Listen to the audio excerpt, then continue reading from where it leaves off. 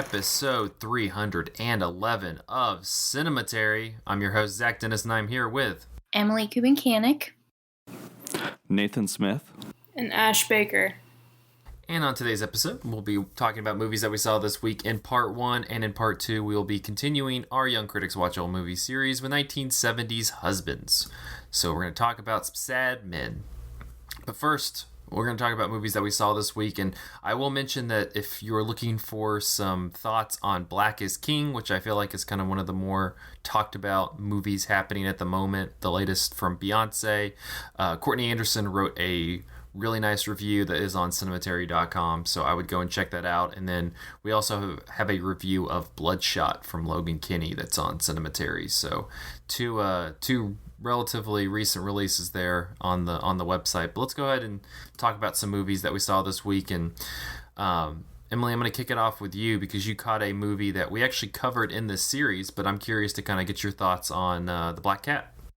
Yeah, I'm sad I didn't watch this before that episode because I feel like there's probably a lot to talk about it. But I liked it. I had watched The Bride of Frankenstein for another podcast, and so I was in a Universal monster kind of mood, and I hadn't heard of this one outside of, I think I listened to the You Must Remember This series on Bela Lugosi and Boris Karloff, and this one, the I guess filming of it was interesting. But yeah, it's about Bela Lugosi's on a train with this honeymoon couple, and they crash on a bus, and they seek refuge in this creepy guy's really Art Deco house. And yeah, just, I don't know. He's much creepier than he even looks. I love the hairstyle that they put on him. Just everything just looks so great. But yeah, it's super short, but really interesting and exciting. I liked it a lot. Yeah, I mean, I remember we had Mike Thorne on the episode, and we talked a lot about the kind of modernism of the house, because it's you have these these old classic movie stars who are just completely hamming it up together. It's great. But then you have this kind of modernist house that's built on top of it gets into all the the atrocities of the war and such that this house is built upon. And I don't know, it's this kind of just completely out of left field, somewhat absurd horror movie from 1934 starring two of the biggest stars at the time. It seems like a weird such a weird movie to make at that point. And so I'm glad you liked it, because it I don't know how it would sell to a just more casual movie watching audience. Yeah, I don't know if that's the first Universal movie that you should watch, but if you like that kind of stuff, I think it's easily appreciated. Yeah. Well, I would recommend for people, if you have not seen it, it's pretty widely available, but online if you would like to go that route. But you can also go back and listen to our episode on it, because Mike Thorne says a lot of very smart things about it. He's very articulate. So I would recommend not just plugging the podcast, but I would recommend going back into that one. Very cool. I also know that just looking at I forgot if it was, I think it's the Peacock, the NBC streaming service. They have a bunch of Universal monster movies, I think, on it, don't they? I can't remember. Seen what's on there yet, but I'll have to take a look. Yeah, I think they have, because I saw somebody talking about how that's one of the pluses of that streaming service, is they have the entire, because they have the deal with Universal, since that's under whatever how company owns Comcast, Universal, and NBC. But yeah, they have all the Universal monster movies on Peacock, which is kind of cool. Yeah, I hope they're nice prints of them, because you can watch them on YouTube anywhere, but they're pretty crappy to look at. And the setting, the sets and things they should be pristine. Absolutely. Well, cool. Well, Nathan, I'm going to toss it over to you. You caught 2 movies this past week. Mm-hmm. Yeah, 2 movies I wanted to talk about.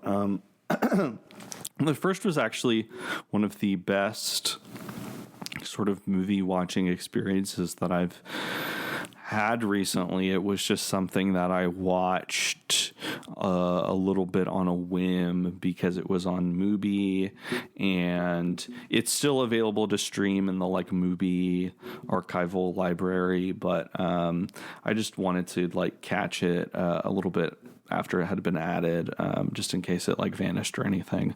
But it's this German movie from 1994 called The Invincibles, directed by Dominic Graf, who is a filmmaker that I really don't know very much about, but he is somebody who has kind of worked in multiple modes. He has done more sort of like adults, like art house dramas, but he's also really known for his crime thrillers. He's done period pieces. He's worked a lot in television and done TV movies as well. And this movie, The Invincibles, is one of his sort of most well-regarded thrillers. And the reason why it got added to Mubi is because it was just sort of recently rediscovered and restored and re-released in a director's cut, which incorporates some footage that was not in the original release of the movie, which is like on videotape, I guess, because that's like the only copy of it that still exists. There's not an actual negative or film print of it anymore. So it's just like, it's not a substantial portion of the movie, but every here and there are scenes or shots or moments where this kind of videotape cuts in cuts in between the actual footage, which is like very gorgeously restored and pristine otherwise.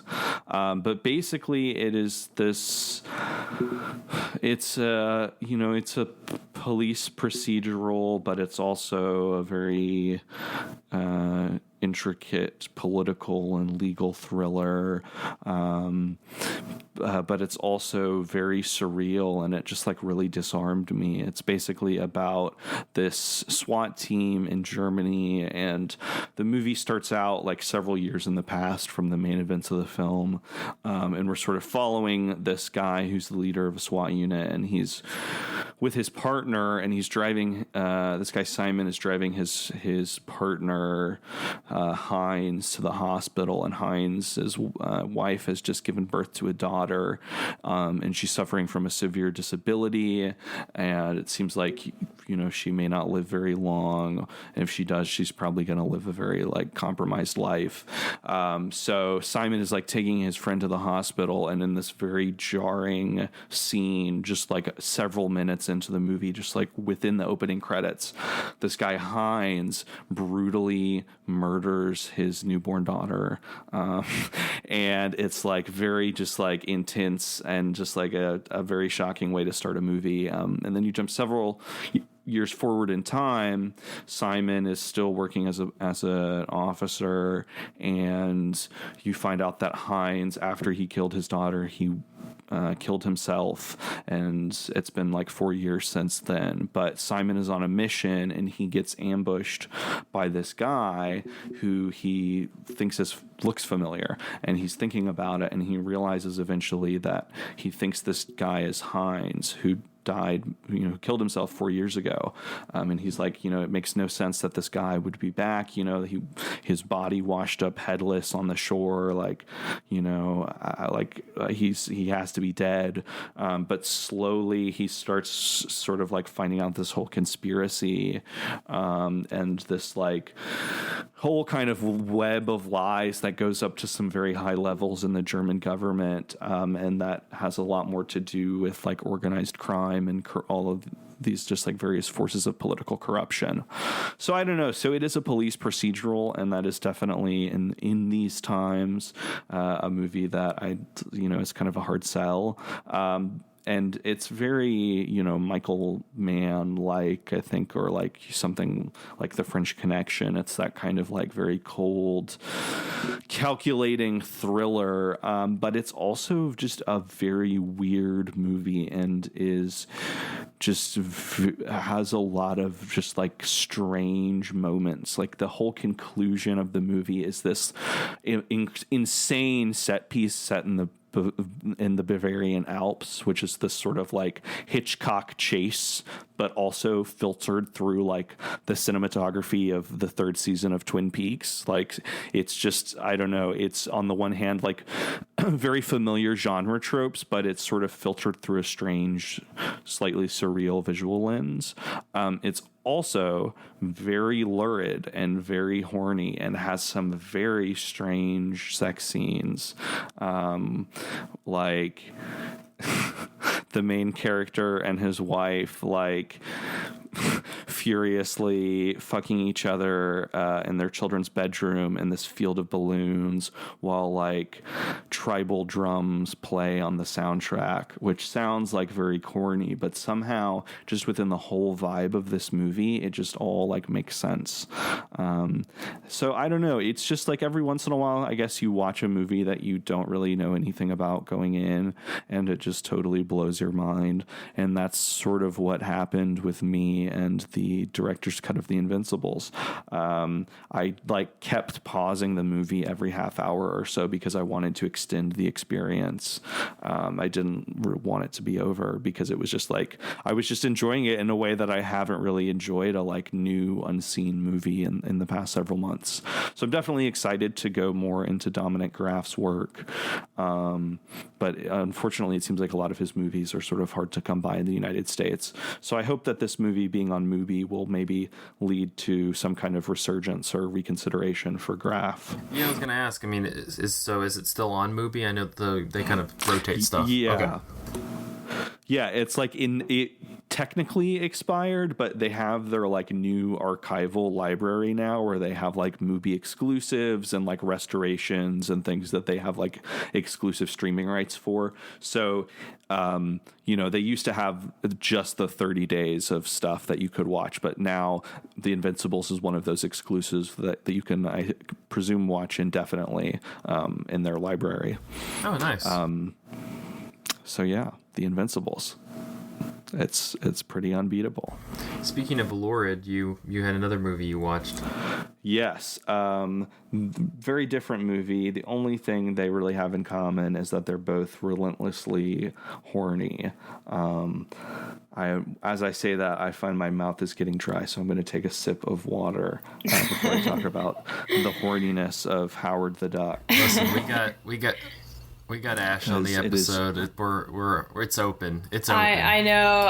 I'm looking at The Invincibles right now, and I'm so ready to watch this when we're done recording. Yeah. Oh yeah, it's definitely got some stuff that you would enjoy. Some tensions.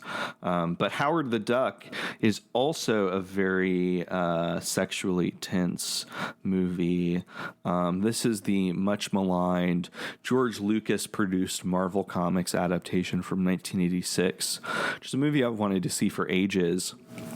As a noted George Lucas stan, George Lucas defender, I'd go to grave for the Star Wars prequels, that sort of shit. I always wanted to watch this movie because I felt like I would probably be friendlier to it than most people. And I also really like the Howard the Duck comics. Howard the Duck was one of the first comic book characters that I really remember reading when I was a kid. They were some of the few comic books that my dad had from his own childhood.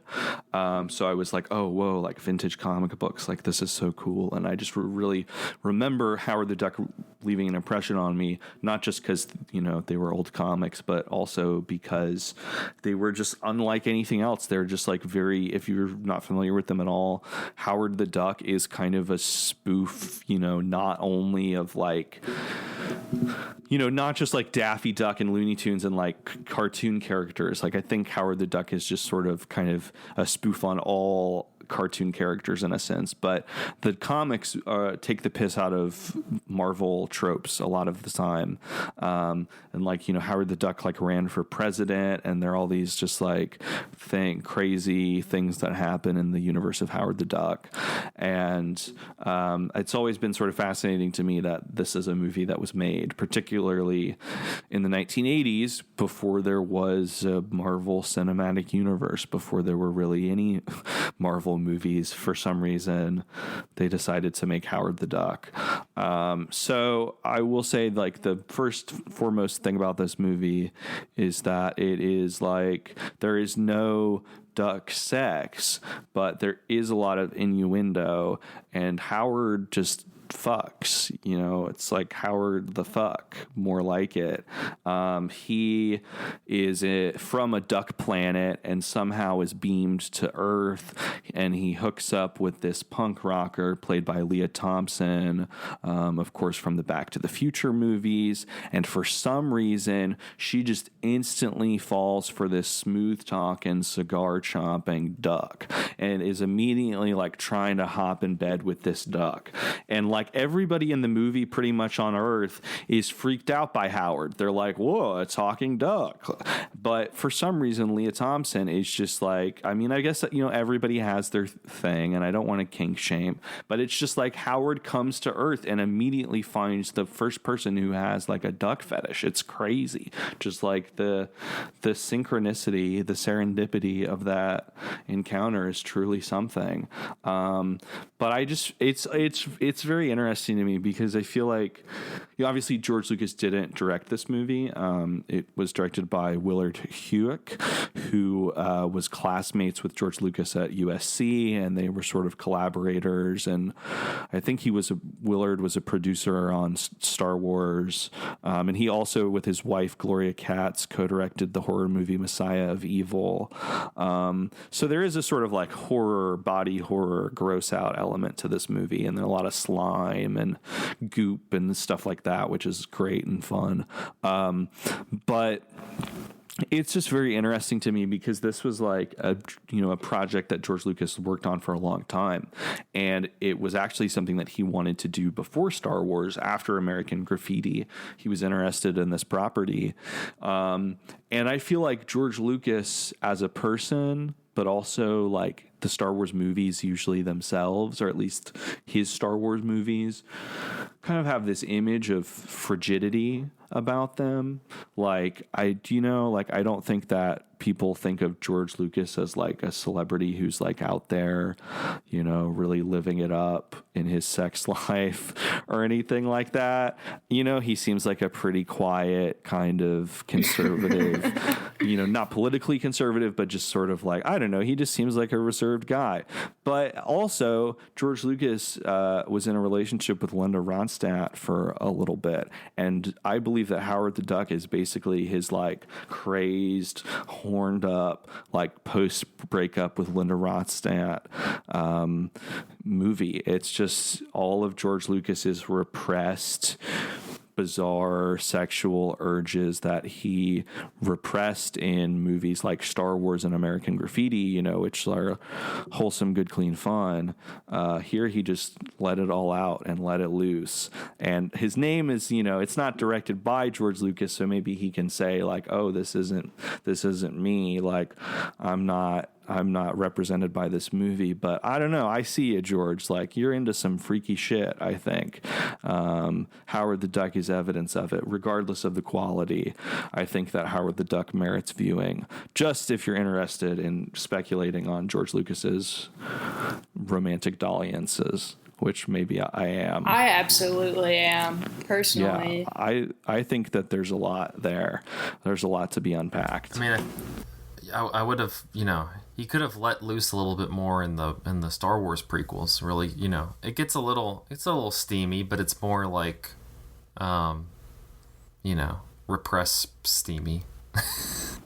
Yeah, it's like, I don't know. Yeah, you know, it's the Attack of the Clones is like very sensual, but it still feels like a very kind of storybook idea of like desire or attraction or romance. You know, it's like this tragic melodrama, and it's just very like prescripted.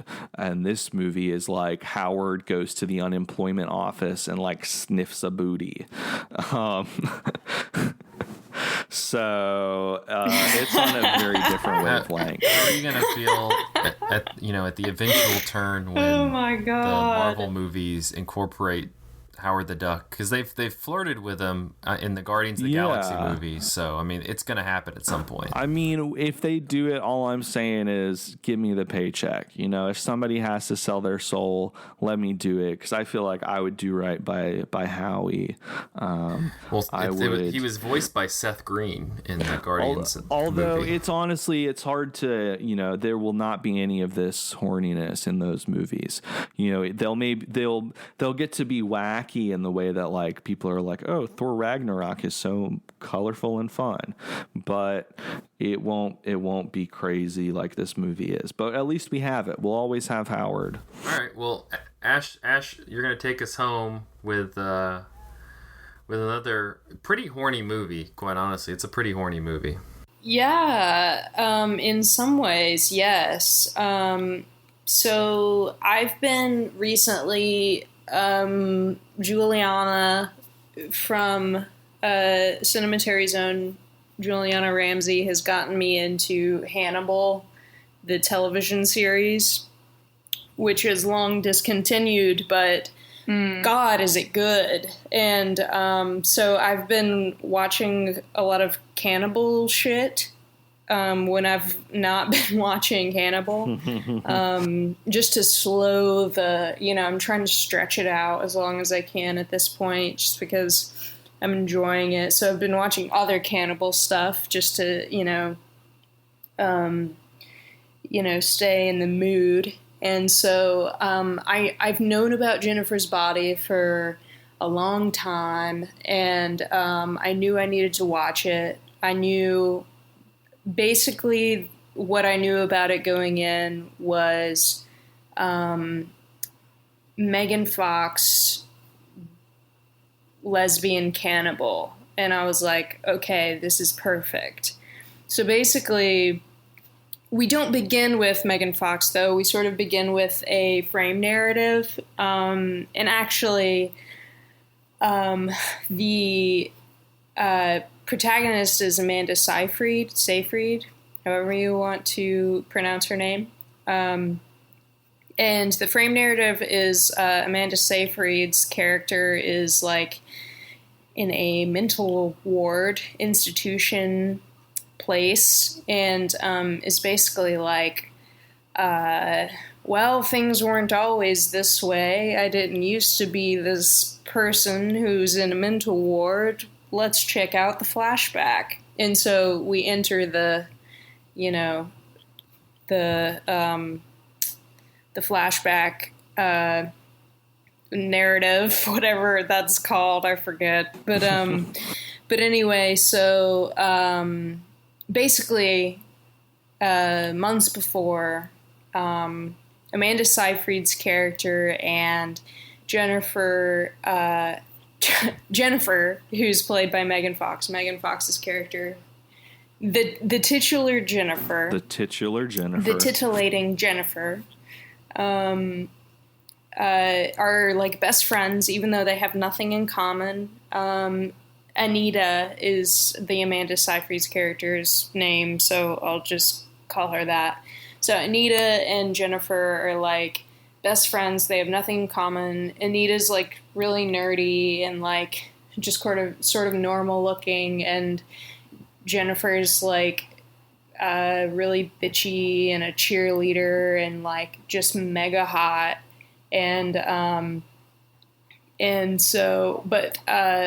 So Jennifer's like, hey, let's go to this like really sweet like concert, this indie band's in from this city, and we have to go watch it. And so anyway, they go to like the only music venue in town, which is called something crazy. I forget what it's called.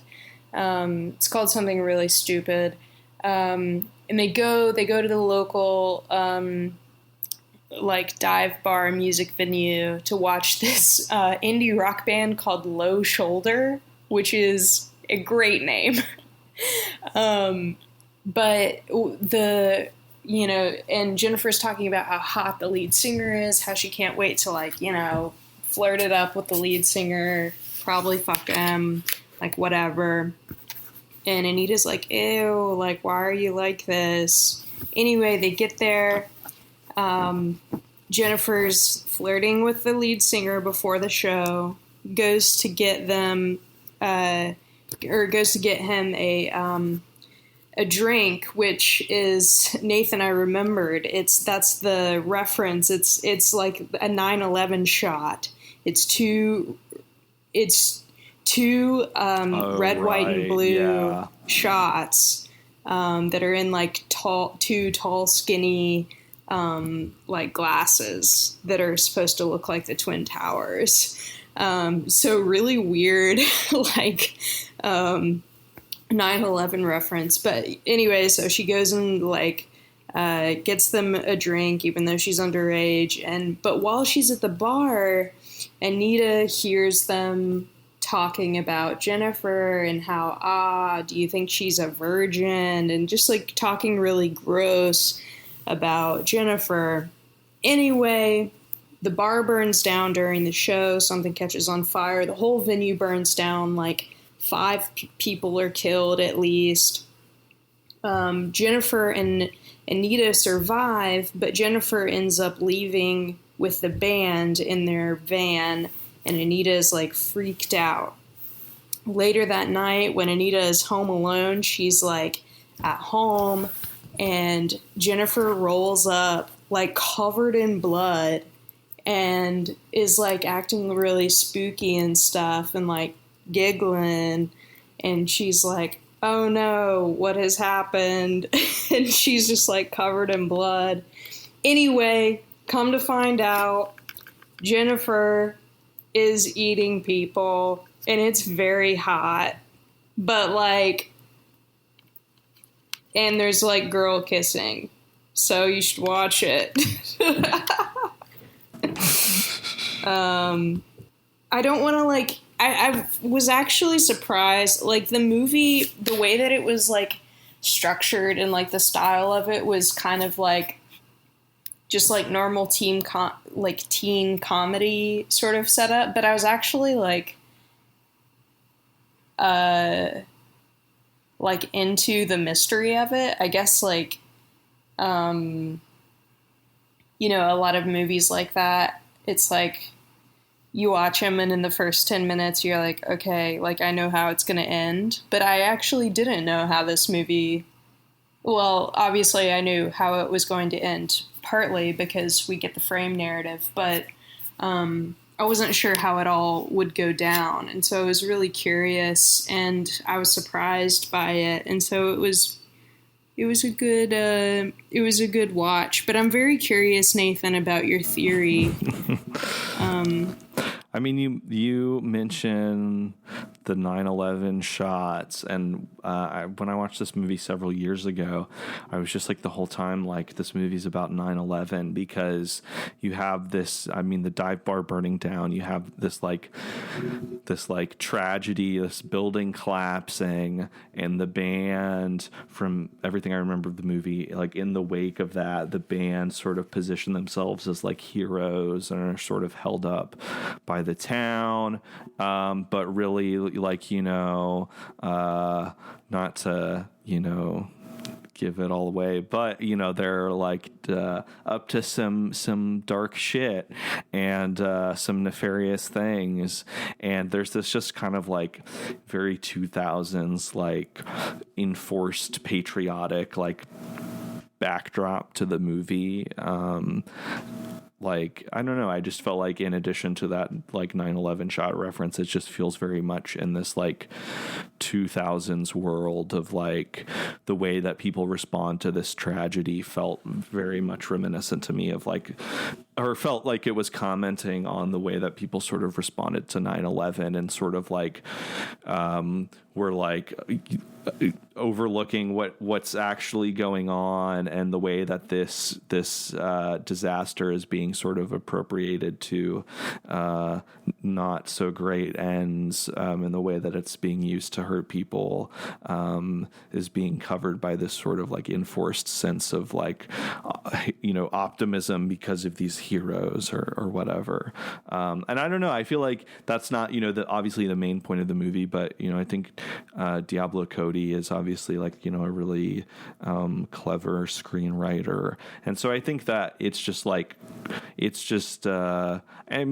all teen comedies, I feel like, are about, or just teen movies are about, very much about like the culture, pop culture. And I feel like this Jennifer's Body takes it a little bit further, where it's like using the way that teen comedies are about the emergence of like social relationships and like identity and all that stuff that happens when you're a teenager. It pushes that a little bit further to be about like the formation of like ideological identity. I don't know. Yeah. I remember, like, I think I definitely am with you on that. It feels like a really subtle sort of metaphor, but like there are moments when, like, I'm thinking of, there's that moment in the classroom when the teacher announces that the band is gonna like come to play at prom or whatever. Yeah.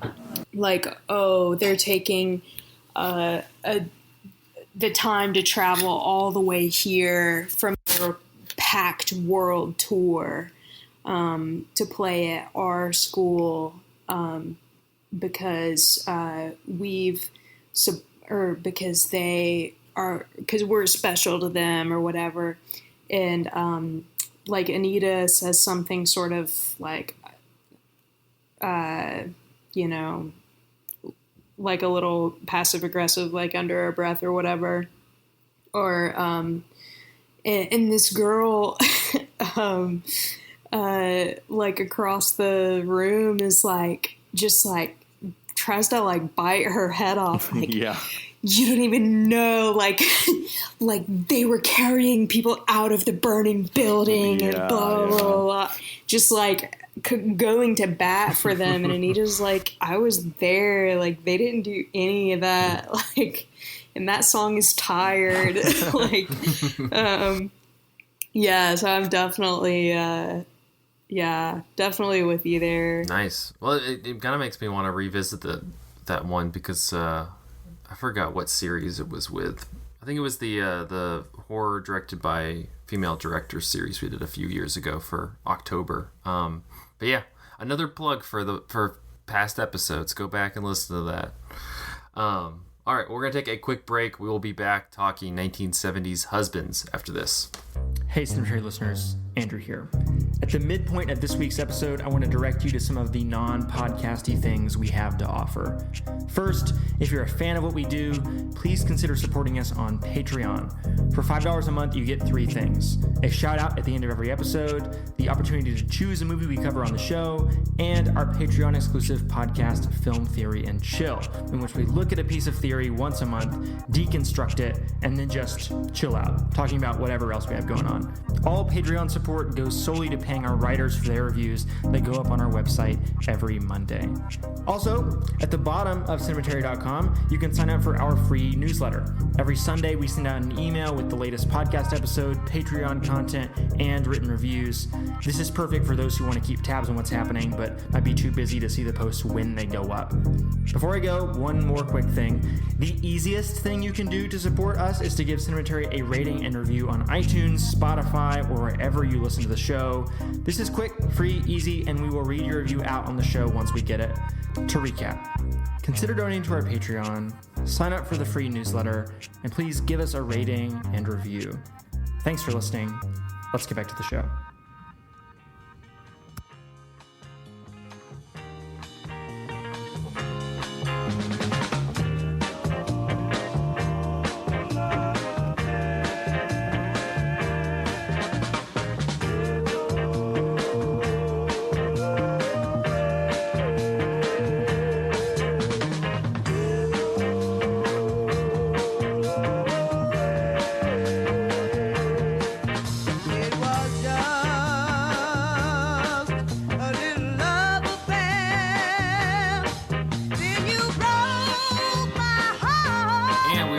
part 2 of episode 311 of Cinematary. In this part, we will be continuing our Young Critics Watch Old Movies series with 1970s Husbands.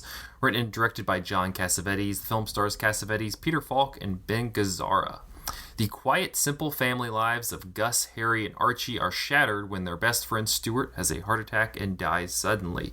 Now facing their mortality, the three men fall into their own midlife crises, first by spending their days playing basketball and nights drinking, and eventually by ditching their families altogether for a sudden getaway to London where they face the temptation to cheat on their wives for the first time. Cassavetes has stated that this was a very personal film for him, having experienced the loss of a loved one after his older brother died at the age of 30. He wrote the dialogue after improvising with Falk and Gazzara and built the characters around the personalities of the actors.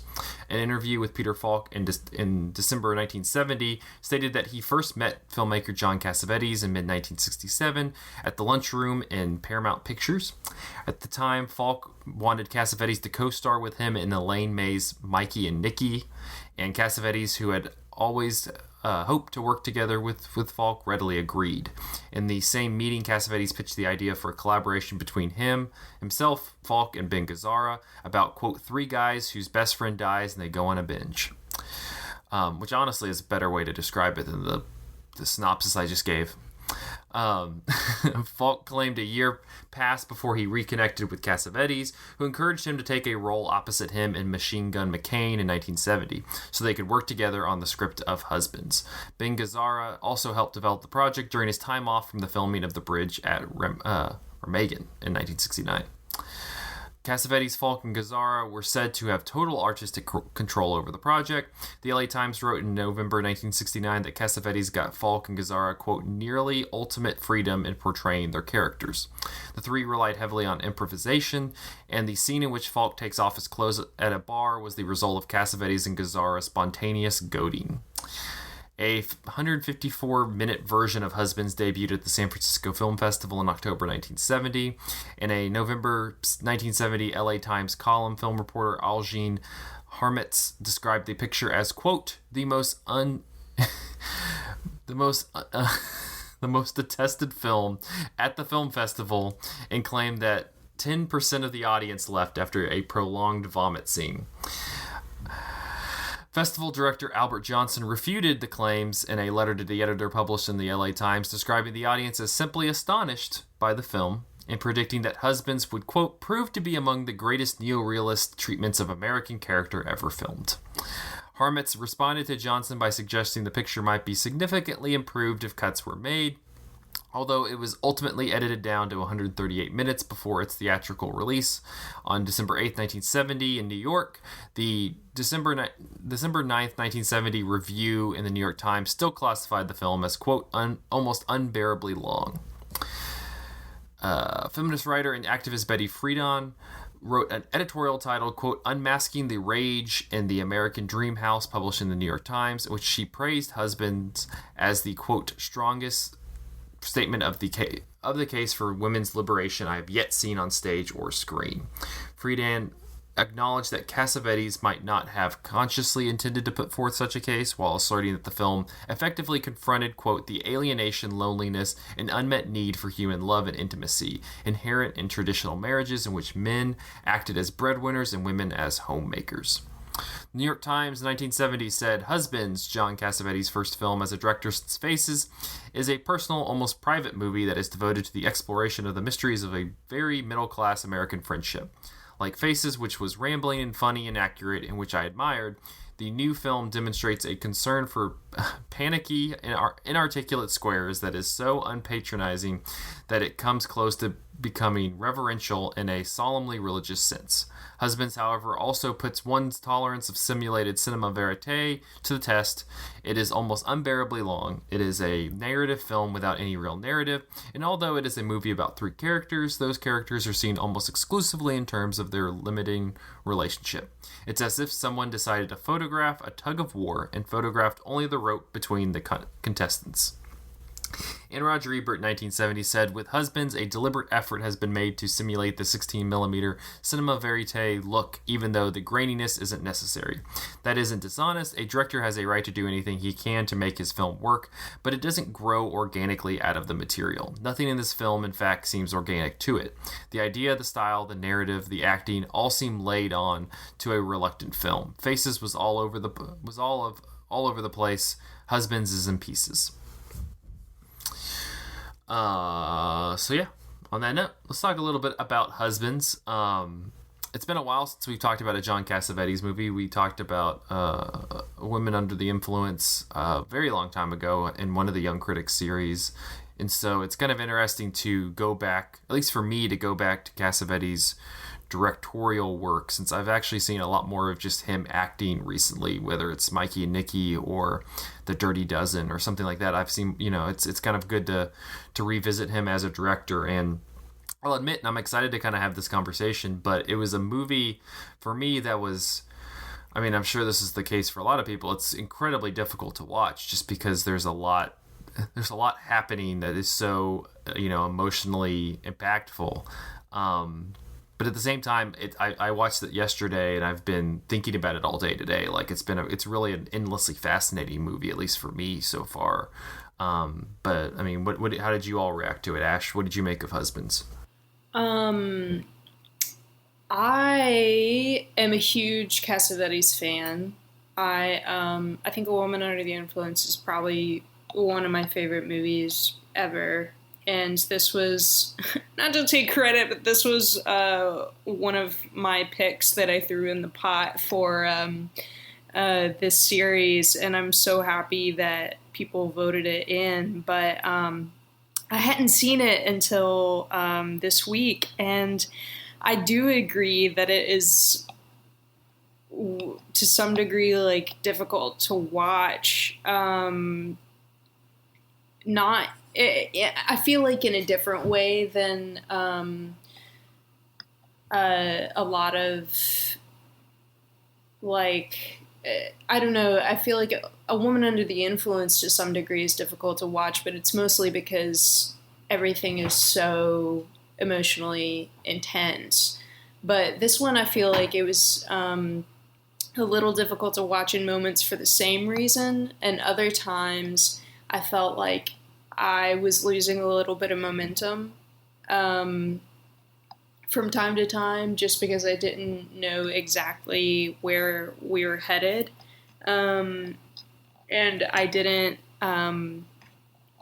immediately, I'd read the description, but I just wasn't sure where the movie was taking us. And but I absolutely loved just the I guess relationship between these three men. I mean, from like the very first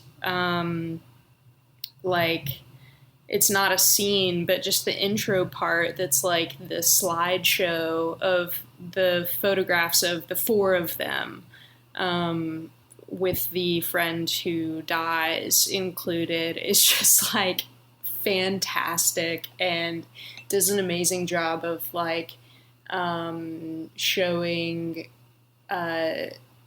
like this like brotherhood, friendship, and as it goes on, it's like you want to love these men, but they're also like such shits, but you love like how much they love each other.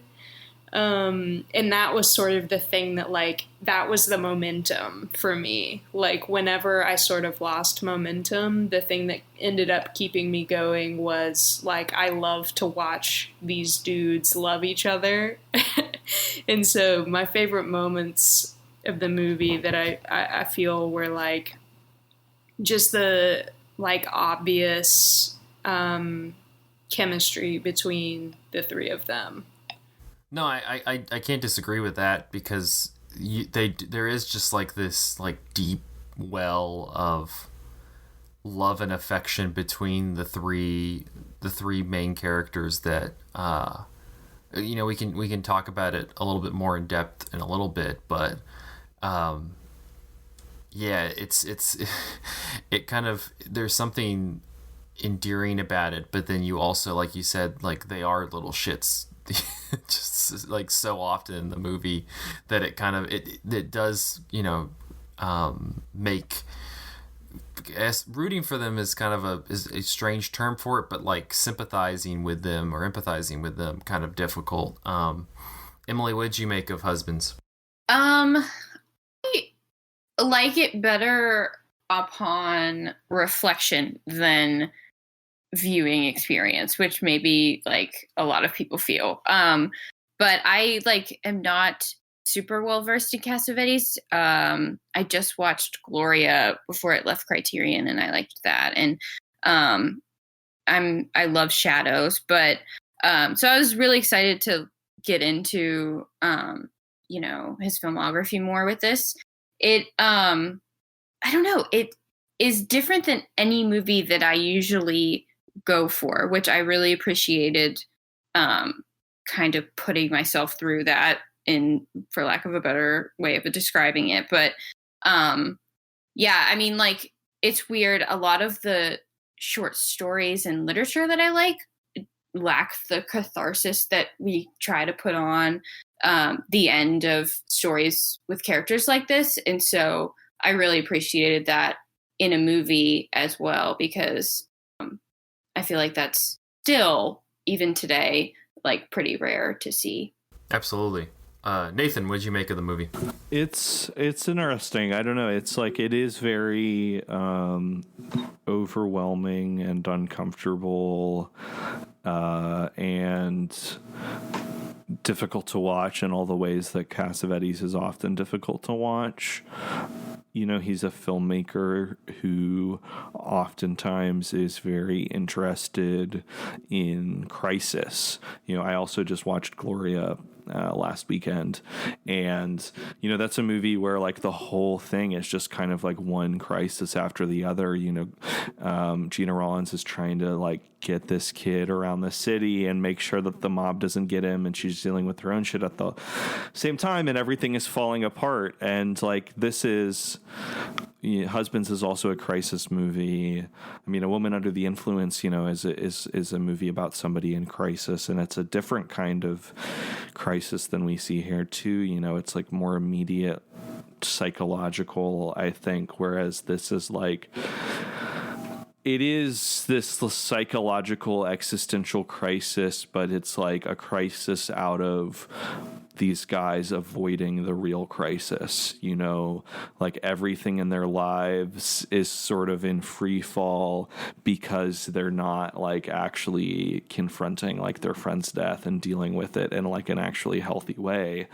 They're just, like staying up late, like or like not even staying up late, just like literally like going without sleep for, I could not even tell how long in this movie they had kind of gone without sleeping. But it's just like, I don't know, I feel like it's very rare for a movie to feel completely unpredictable, to feel like completely free form and sort of unhinged from moment to moment, like anything could happen.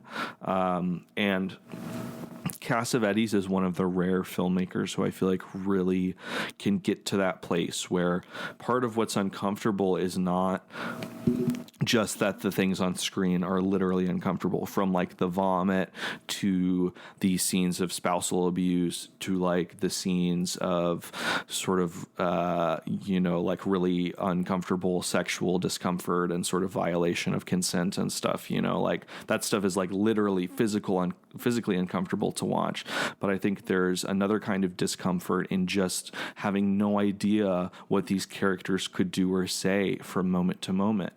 We only know them through their actions and reactions. There's like we're so close and so intimate to people, but we don't really see their like actual interiority. We just see what they do. And so it's just like we are, as the viewers, I feel like, are in a similar state of free fall to the characters, because it's just impossible to tell where this like ferocious streak of destructive energy is going to go next. Yeah, it's a I think also just the length of the movie does a lot of that for you, because it's like what, 2.5 hours almost of, and you just kind of it's such a strange experience, because like you're dealing with a lot of these kind of uncomfortable moments, but it also just kind of lingers, right? Like that first they have the funeral, and then they have the prolonged sequence where they're at that bar and they're just kind of with a bunch of people and they're all drinking, and then you have probably, to me, next to when John Cassavetes' character Gus is in the bedroom with the woman in London, probably the most uncomfortable sequence of the movie for me was when the three of them are just heckling this woman who, so pretty much for the entire scene, like people have been kind of going around the table and like singing drinking songs and singing just songs of remembrance to the person who died. And so this woman starts singing, and it's a sequence that I guess, I don't know, maybe it wasn't as long as I thought it was, but it felt like it was going on for like 45 minutes. And it was just them like berating her, and then like pulling back a little bit, and then kind of trying to make her not feel completely like dejected. And then Peter Falk is stripping, and then he's putting his clothes back on, and then she's singing again. Like, it's just like this prolonged sequence, and there's so many different, like, you're feeling so many different things all in this one like contained sequence where everybody is just like tightened up at this table in a bar. And I don't know, I think that to me that kind of felt like a microcosm of the experience of watching this, is that there's so many things being like being just tossed at you, and because there's so many things being tossed at you, like you're unable to really get a sense of anybody or really any place. The other thing I was thinking about throughout this movie is just how he utilizes like rooms. It just feels like you almost get locked into a room, whether it's late in the movie in London when they have their respective hotel rooms, or when they feel locked in that bathroom where they're vomiting, or they feel kind of locked in, or for that small sequence, you feel locked with Harry and his wife when he goes home briefly and has like the fight with her and the knife. It just feels like Cassavetes kind of sequesters these different moments in the movie, and he just really, the space of the scene is also like, it's not like they're going into a different room or going out of the frame. It's like you're in there with them. And I don't know, the use of space in this was really fascinating to me. I wanted out of that scene in the bar so bad, and I was like, it just felt like it went on for so long, and then the next one was even worse of a experience. I just couldn't believe that he put those like back to back. It was unrelenting. I feel like there's such an intense sense of like displacement and like dislocation from space too, where sometimes you just really don't know totally at first where you are, because of how tightly the camera is so often focused on, faces and bodies. He really like only cares about putting people at the forefront, and so everything else is sort of like it's almost oblivious to us, because we just like, you don't know where you are. I feel like that really contributes a lot to that uncomfortable feeling, is like not just everybody's close together in that bar room, but you also, just the way the scene starts, it just cuts to it. It just opens. Like, we're already in this space. It's dark. We don't have like a good, clear sense of kind of the outline of it. You feel very insecure, and I think very unaware of where you're at the whole time. Yeah, absolutely. I mean, like that's why it's one of those, like while I'm watching it, I'm deeply uncomfortable. But then while I was reflecting on it later, I was like, but at the same time, like there's something, at least in terms of like the filmmaking technique, very admirable and like interesting to me about how, I mean, he kind of just locks you in there with whatever, especially like in the sequence where the Gus character, the Cassavetes character, is in London and he's in that bedroom with that woman. I mean, you just feel completely trapped in there with them. It's like you can't. There's nowhere else to go. And to me, I find that interesting because it does. Like you have to.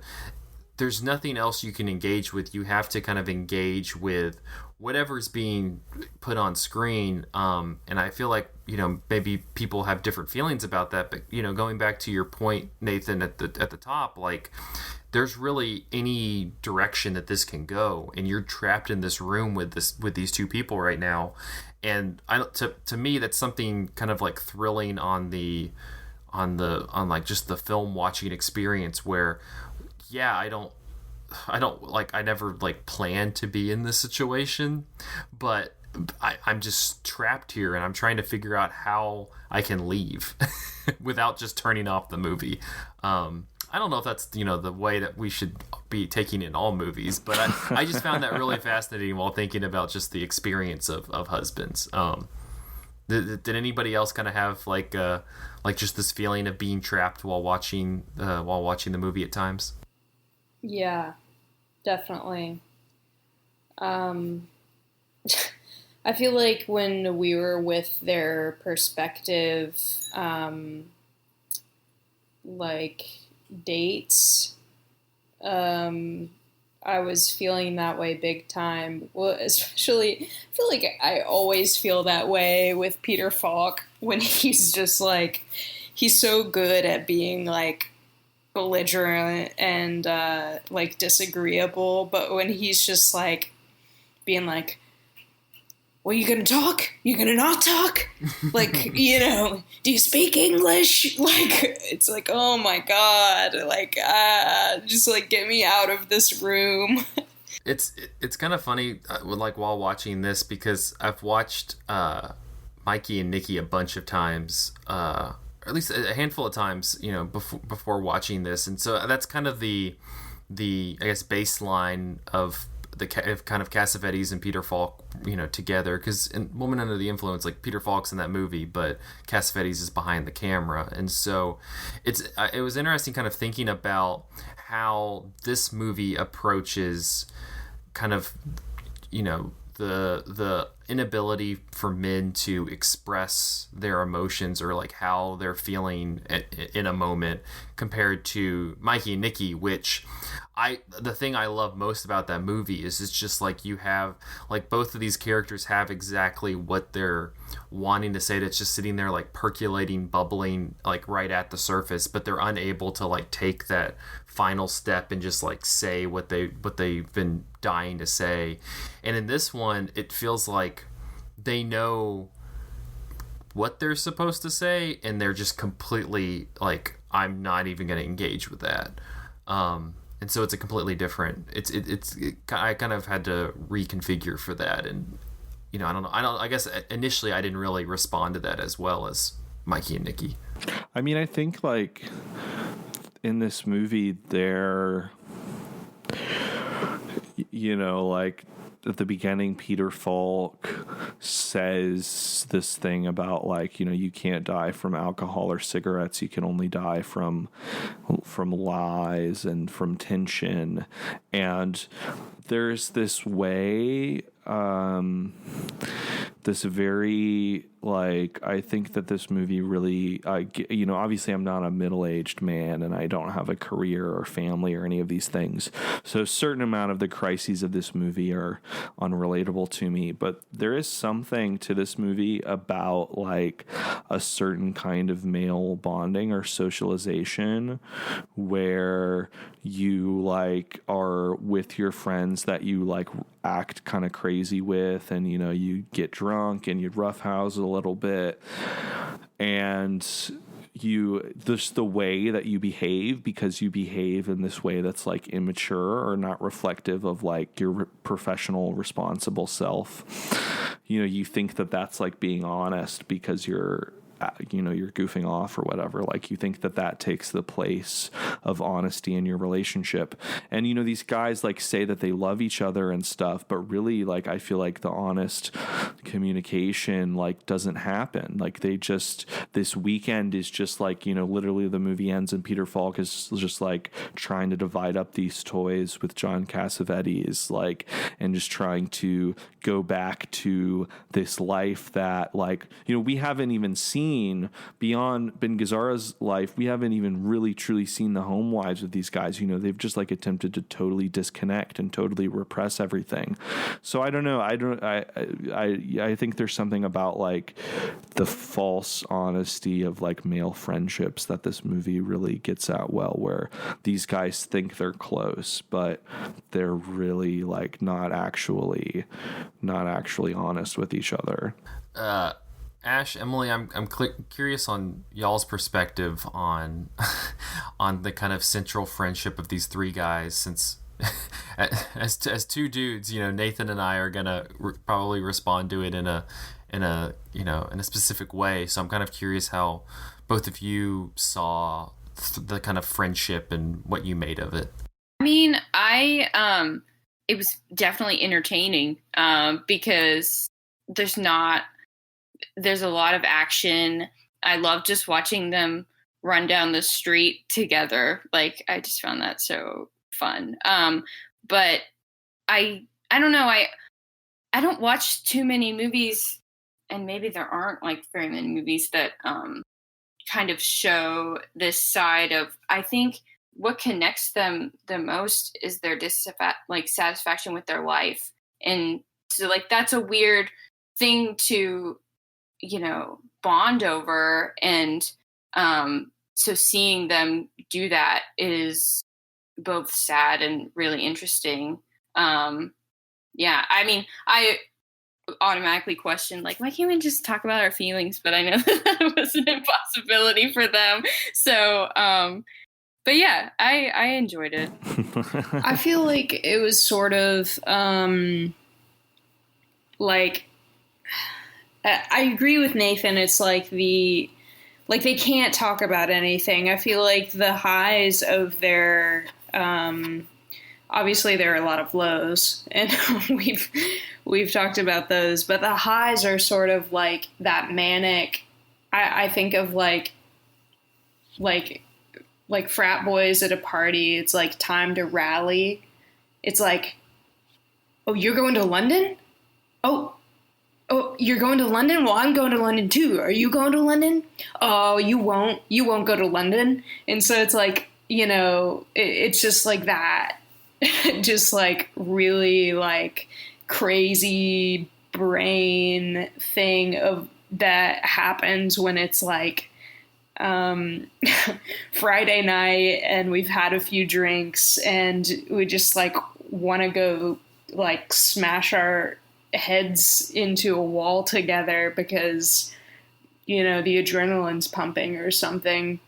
So I feel like it's like raw energy and like that's sort of what's pulling them together is like the mutual experience of being men in similar situations and like the fear that they have that like they've lost one of their own. And so like that, I guess, it was sort of an interesting and at times terrifying and disgusting and at times like really endearing thing to watch. Mm-hmm. Yeah, like because there is something that's so childish about how they behave so often. I mean, they also do very despicable things, but like the shots of them running down the street, like the way that they play with each other, these do not feel like men in their 40s at all. So there is this like fun quality to it. And there's also this like this way where like it's a razor's edge between like healthy and toxic, because I think for all of these guys, like the most important thing is like supporting your bro like, you know, the first half of the movie is them being like, okay, our friend died, we need to like get lit for our dead friend, you know. Yes, it's also about kind of like not dealing with the emotions and not wanting to go home, but they're also kind of like trying, at least that's the reasoning, is they're like, we're trying to pay tribute to our friend, we need to go crazy. And then they kind of exhaust that, but they still want to keep avoiding normal life. So they're like, oh, well, you know, Harry, his wife doesn't want anything to do with him now. Like, you know, his whole family's falling apart. He wants to go to London. Like, we need to be there for him. We need to support our bro. And it's just like about the danger of putting your bro before yourself. Like, they just keep using their friends who are in a crisis as an excuse to like then go through their own crises. And I think you really, Emily, hit it on the head when you said that like what bonds these guys is their repression. Like, that's really like what it is, like the dissatisfaction, like, you know, everything negative in their lives is like what keeps them together, which is I think why the like energy of their friendship is so intense, because it's like hanging on by a thread constantly. Yeah, and it's like if they were able to like speak freely and communicate, then like they wouldn't be like going to London together like, hey bro, hell yeah, let's go to London and support our bro. They would be like, bro, you're an asshole. Like they would have that conversation. Like, you just fucking choked your wife's mom. Like, Jesus. I think that's kind of leads in a little bit to the last thing I kind of wanted to talk about. And this comes from a Letterboxd review that K. Austin Collins, the Vanity Fair film critic, wrote about this movie. And it's kind of interesting because he compares the work of Cassavetes, specifically with Husbands, to Judd Apatow, who has said, I guess previously, like in interviews and such, that he sees Cassavetes as somebody who he looks up to. And there's this part that I think is good to kind of work off of, and it's in its original cut, unseen by most. Husbands was apparently a comedy. This is why I find Apatow's affection for Cassavetes suggestive and illuminating. Apatow's specialty is the bromance, and though his films are never as explicitly dark as this, sometimes like in his treatment of a misanthropic comedian who thinks he's dying and funning people, that darkness is unintelligible, perceptible just beyond what Apatow allows us to see. That, plus Apatow, like Cassavetes, specializes in primitive, unpredictable, yet predictably haphazard characters who, seen with unflattering clarity, reveal the strange kinds of inner depth best explored in loosely structured films. Narratives built to allow that weirdness to seep out over time and breathe. Apatow's tool is awkward comedy, with his X-ray close-ups. Cassavetes goes a step beyond that to a place less cathartic than humor, but too vague and uncertain to be thought of as outright pain. It's marvelous, even as I don't know what to do with it. I found his comparison of like what kind of Judd Apatow is trying to get at, and he kind of gets at it kind of earlier in the review, talking about what Mike White, who worked with Apatow on Freaks and Geeks, said about Apatow's movies, specifically like Knocked Up and stuff, as disillusioning because the nerds who were once the bullied class, the easy prey of the pretty and the popular, were suddenly the ones doing the bullying.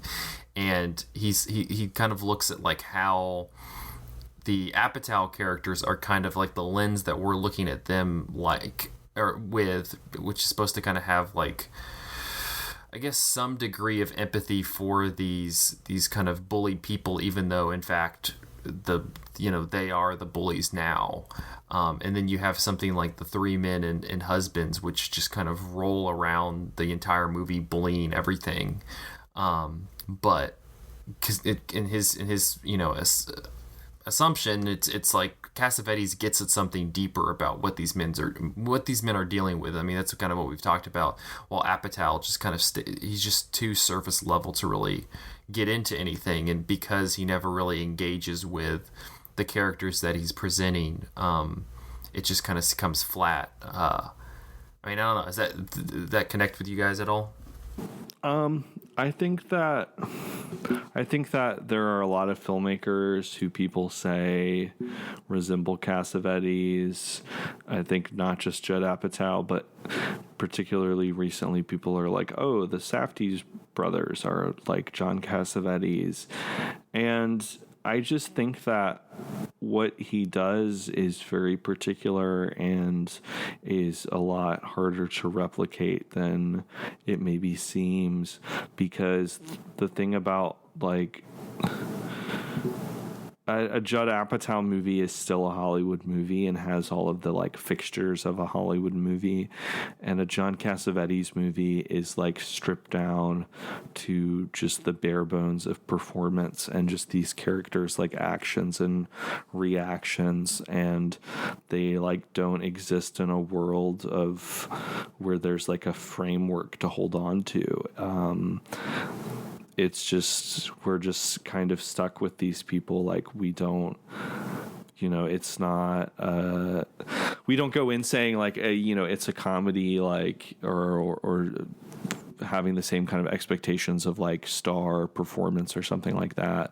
Like, I don't know. I just think that like Cassavetes movies are just like truly character studies in a way that like no other movies, but just very few movies are genuinely like just about characters in the way that Cassavetes is.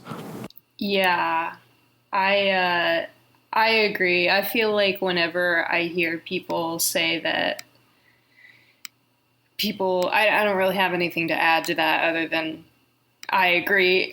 But I just feel like people are often like too quick to say that like modern filmmakers are, that's like John Cassavetes. So I just have a hard time believing that. Well, it feels like they're saying that because they're like, to go along with your example, Nathan, like that the Safdie brothers are John Cassavetes or whatever. It's more like I was watching Uncut Gems, and it's a very uncomfortable experience a lot of the time. And so that's like the experience itself is what is Cassavetes like to them. When that seems very like a very, sure, but that seems to kind of be like a surface, observation when, like we've discussed over the course of this part, like he's doing something specifically with that discomfort. It's not like he's just, I would assume he's not just dumping you in a room to make you feel uncomfortable just for shits and giggles. So, like, it makes sense to make the comparison to Apatow, because I feel like even in the descriptions on IMDb or whatever, try to boil down this story in a way that would fit into like the way that Apatow or other Hollywood, specifically writers and like filmmakers, would want to tell this story. But that's obviously, you watch it and that's not really what you get. And so, and I don't know, I feel like now, with him, it makes sense that he would enjoy Cassavetes, but it's clear that he doesn't go as far as like sitting with those characters in a painful experience without really comedy to kind of break up that uncomfortable feeling. Like Cassavetes isn't afraid to do that. He doesn't use comedy really as like to make the viewer more comfortable in that scene. It's like, I don't know, to say something about the experience. I think even a lot of times, like, the comedy in Cassavetes movies makes it more uncomfortable because, like, the bar scene, obviously they're, like, drunk dudes, like, who probably think that they're being really fucking hilarious. Like, they think that this is the funniest thing in the world to them, and it's, like, so horrifying to watch, and you were like, let me out of this room. But these guys are like having a great time. So I feel like it's like comedy is not, it's just comedy is just kind of like a feature of the world. Like, it's people using comedy in Cassavetes movies as a way to relate to the world, and it's not the way that we as the viewer like relate to the movie in the way that you do with an Apatow movie.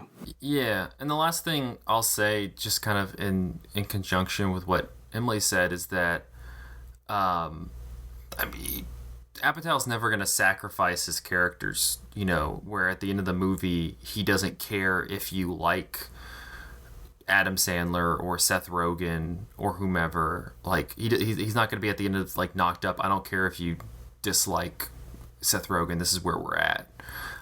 It seems like Cassavetes is completely fine sacrificing himself and Peter Falk and Ben Gazzara and going, yeah, you're just not gonna like at the end of the day, you're just not gonna like these guys.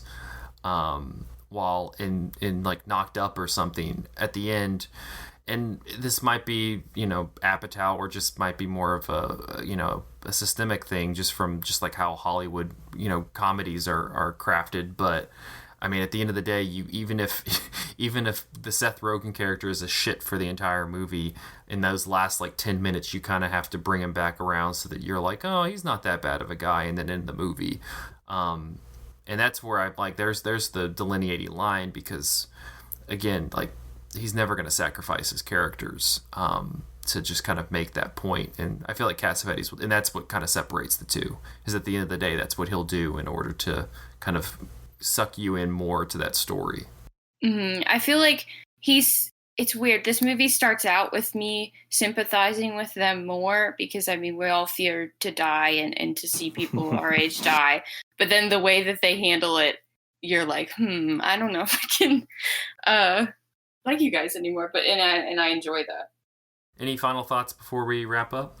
If you have a Criterion Channel, it is available there. Husbands rock. So. Shout out to marriage. We love monogamy. I forgot to put it as my Letterboxd review, but I was going to put, you know, the ultimate Saturdays for the Boys movie. Yeah, I didn't actually, you know, I'd seen people share like the still images of the cast flexing their muscles and drinking brewskis, and I always assumed those were like behind the scenes. It's not like, actually on camera. Images.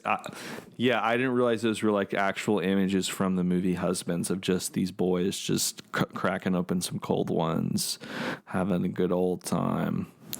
All right. Well, I believe that will wrap up this episode of Cinematary. You can find us on Facebook at facebook.com/Cinematary, and on Twitter and Instagram at @Cinematary, and on Letterboxd at letterboxd.com/Cinematary, where we post all the movies that we talked about in this episode. Also, check us out on Patreon, patreon.com/Cinematary. We have a new Film Theory and Chill up for all those video game fans, and then since we are now in the month of August, we will have a new one coming out this month. So head over to patreon.com/Cinematary if you'd like to hear more on that. But thank you to our patrons: Cam, Chad Newsom, Christina Daughtry, Cindy Roberts, Harry Eskin, Hell Yeah Small World, Joe Jordan, Maggie, Matthew Lingo, Pedro Seraphim, Ron Hayes, The Kittiest of Kittens, Titus Arthur, Tyler Chandler, and Whitney Rio Ross. Thank you so much for your patronage. Next week, we will be continuing our Young Critics Watch Old Movies series with 1979 Stalker, our first Tarkovsky. There we go. I'm going to mess it up so many times next week. Let's just get that out of the way. Tarkovsky. Okay. We're going to watch that. We're going to watch that next week. And I mentioned it last week, but we're winding down. After that, we have only 2 more Young Critics movies. So if you have not, you're just catching up on the series, this is your first episode you checked out, head back. We talked a little bit about The Black Cat earlier in this episode. We have an episode on that. Metropolis, Spring in a Small Town, Hell's a-Poppin', lots of good stuff. So check out the Young Critics Watch Old Movies series. Until next week, thank you for listening.